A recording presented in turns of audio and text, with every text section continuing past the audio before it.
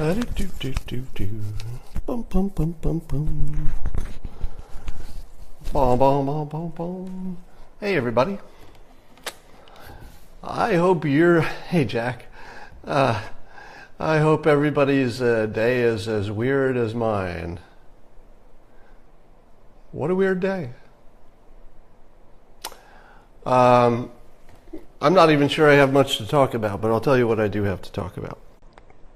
Did you see the Howard Dean tweet? So Amy Siskind first tweeted it. She's an advocate for women's rights, Politico 50. Okay. So she tweets this photo of a neo-Nazis gathering in Georgia. Now, my understanding is that the entire, bunch of Nazis are all in the photo. There's nobody left out. Like, that's it. They're all in just one photo. I have a rule that goes like this. If all of my enemies can fit into one photo without any photoshopping, I'm not too worried about them. But then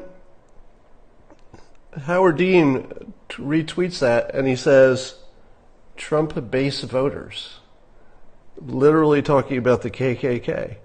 Now, of course, it may be true that they're Trump voters. That might actually be true. But of course, the point of it is to smear the rest of Trump supporters with these idiots in Georgia. And so Howard Dean tweets this exactly the same week that Kanye is tweeting Candace Owens and me. And it seems like there's a zeitgeist, there's a thing happening, there's something important happening in just the consciousness of the world. And Howard Dean is not quite on the ship. Here's the ship.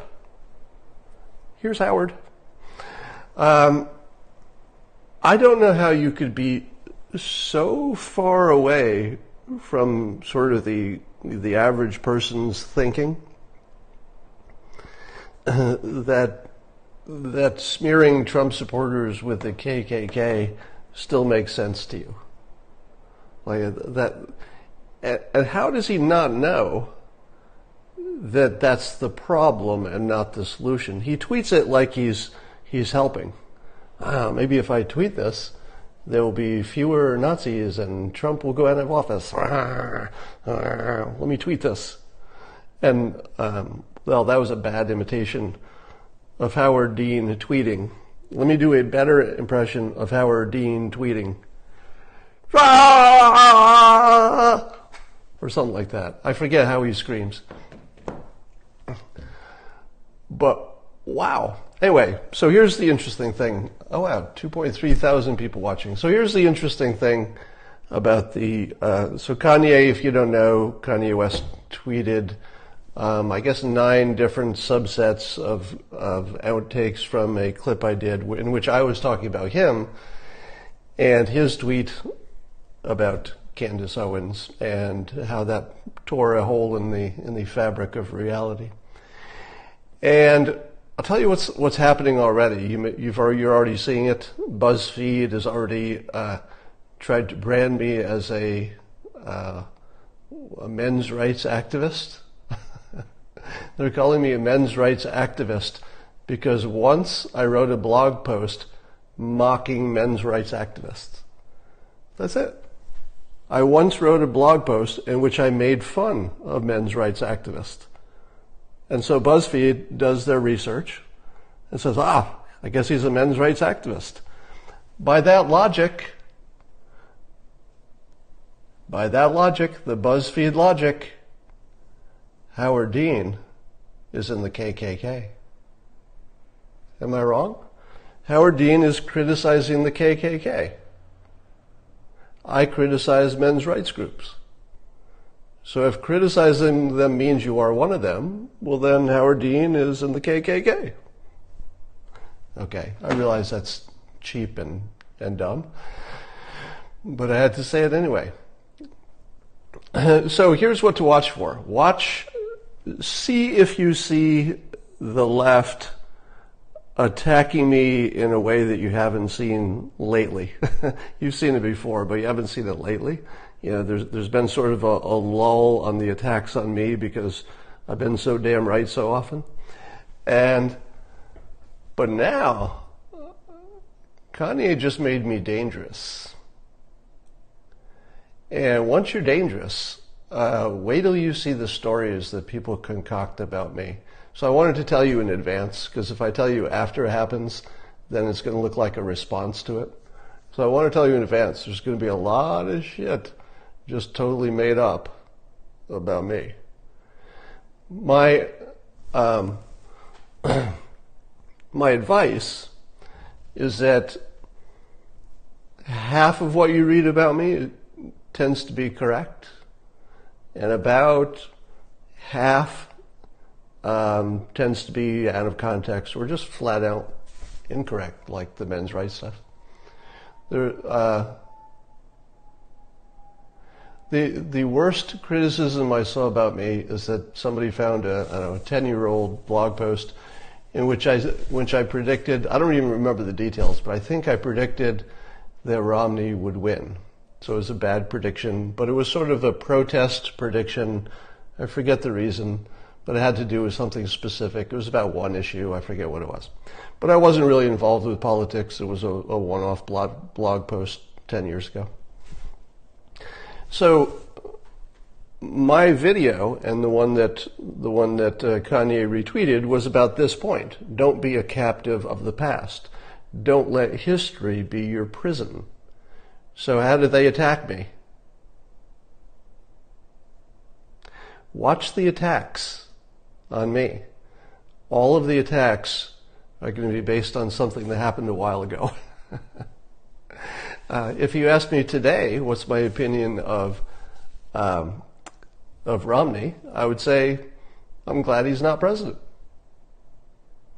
So watch how often the people who don't like it when either Kanye or Candace or I say the same thing, don't be trapped in your prison of the past.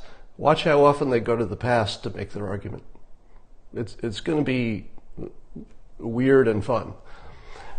Somebody on Twitter just pointed out that I'd framed this to be a perfect trap, because in order to mock the idea that you don't want to be in a mental prison, the only way you can mock it is to put yourself in a mental prison. So you're going to watch all of my critics and Candace's and Kanye's, at least critics on this topic, putting themselves in the mental prison that we just created for them. So let's just say some of us got out of prison, but there are a lot of other people who are driving as fast as they can toward that prison. And the funny thing is that the reason I did this Periscope is that it occurred to me that there are probably people all over the country, if not the world, writers and journalists and publications who are all searching through my old blog posts and looking for the controversies that they'll always get wrong.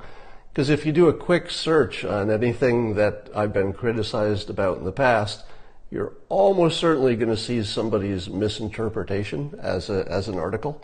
And then people will quote the misinterpretation like they'd really done some research. So I had this image that because of Kanye's 9 tweets about my video, that all over the world people are like, we're going to get this guy. We must stop him. He's saying something that people like. We can't abide by that. And so they're doing opposition research. You're going to see some good stuff. I don't know if you're going to see stuff that even I don't know about or hasn't ever come out before, but you might see like totally new things about me that probably not true. Some of them might be, by the way. Here's my advice to you. If you're trying to sort out what ridiculous stories you hear about me are true and which ones are false, I would ask you to do it this way. Just believe they're all true. Just believe they're all true. Sorry, I got kicked off there for a moment. So rather than try to figure out, is this terrible story about Scott true or false, just assume it's true. It's more fun. It's way better. So, especially if they're really bad, just assume it's true. All right. I'm on the right side of history. I sure hope so. I'd hate to be on the wrong side of history. That would be terrible. Had I heard of Candace before this? I had, but I hadn't really, I hadn't taken note. I'd just seen her name come up a number of times, but I hadn't really looked into it. Am I going to advise Kanye's 2024? Well, who knows if Kanye is really going to run for office? Who knows if he would do it in 2024? But my advice is always free. I do it publicly, so I doubt there's anything I doubt there's much I would tell him privately that I wouldn't say publicly.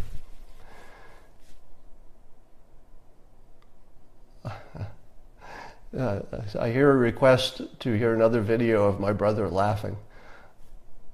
Maybe. That would be fun. All right. Well, I didn't really have much to say today. I just wanted to share this moment because, it was, credit where it's due. Mike Cernovich was the first one to say a few weeks ago that it felt like there's something happening in just the universe. There was something that's clearly about to change, and probably in a good way. Well, I don't know if he said it in a good way, but I think that was implied. I've been calling it the golden age. I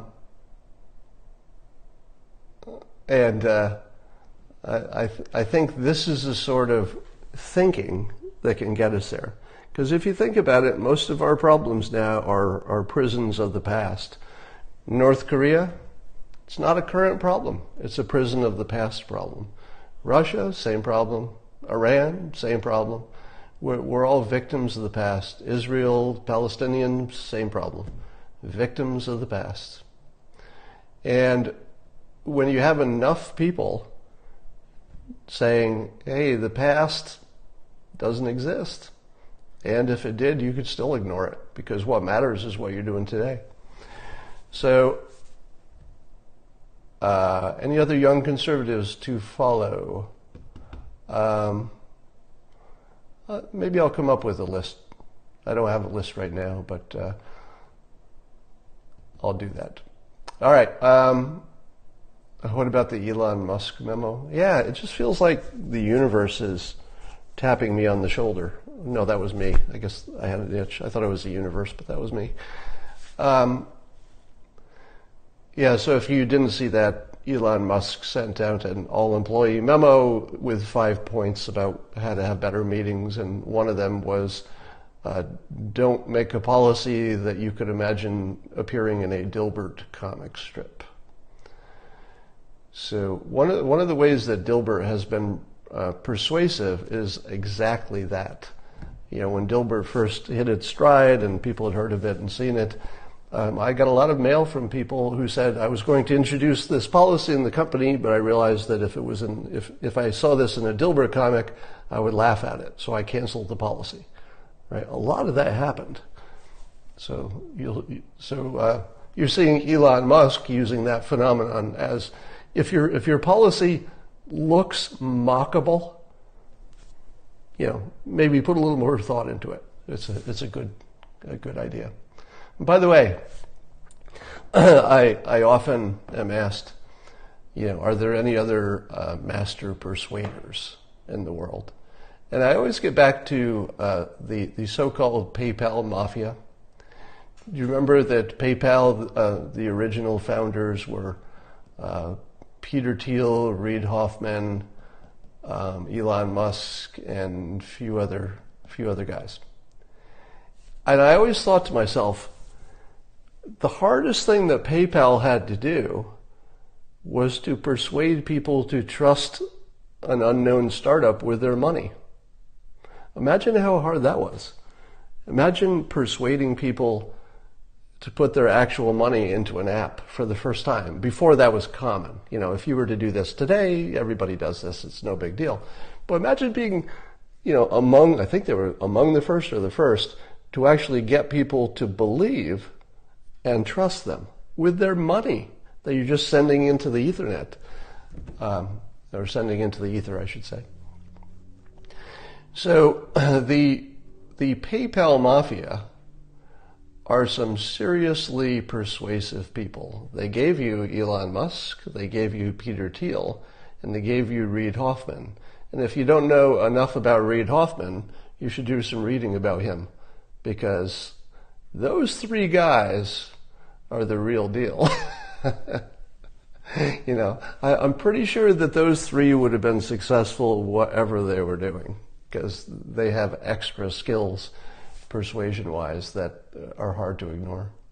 All right, that's enough for now. I got some work to do. I'll talk to you all later. It's great to spend some extra time with you. Bye.